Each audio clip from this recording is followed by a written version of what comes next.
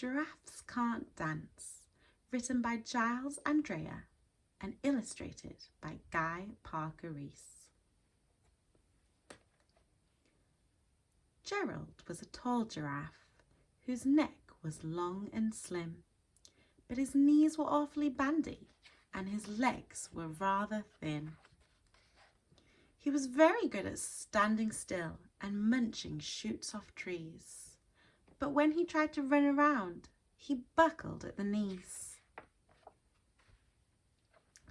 Now every year in Africa, they hold the jungle dance, where every single animal turns up to skip and prance. And this year, when the day arrived, poor Gerald felt so sad, because when it came to dancing, he was really very bad. The warthogs started waltzing, and the rhinos rock and rolled. The lions danced a tango, which was elegant and bold. The chimps all did a cha-cha-cha with a very Latin feel. 8 baboons then teamed up for a splendid Scottish reel.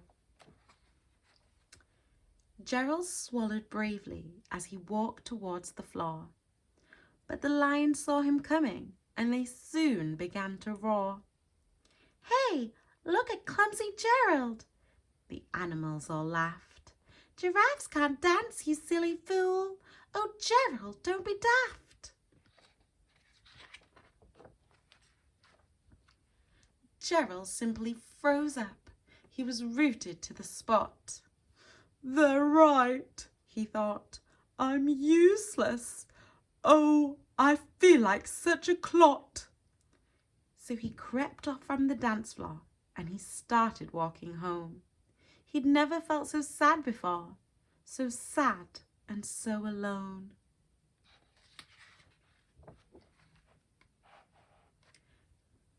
Then he found a little clearing and he looked up at the sky.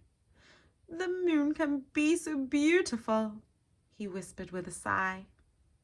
"Excuse me," coughed a cricket who'd seen Gerald earlier on, "but sometimes when you're different, you just need a different song.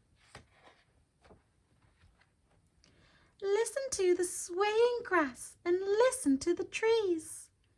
To me, the sweetest music is those branches in the breeze.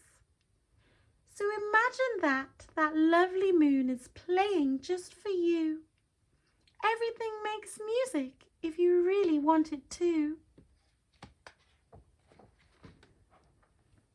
With that, the cricket smiled and picked up his violin. Then Gerald felt his body do the most amazing thing. His hooves had started shuffling, making circles on the ground. His neck was gently swaying and his tail was swishing round. He threw his arms out sideways and he swung them everywhere. Then he did a backward somersault and leapt up in the air.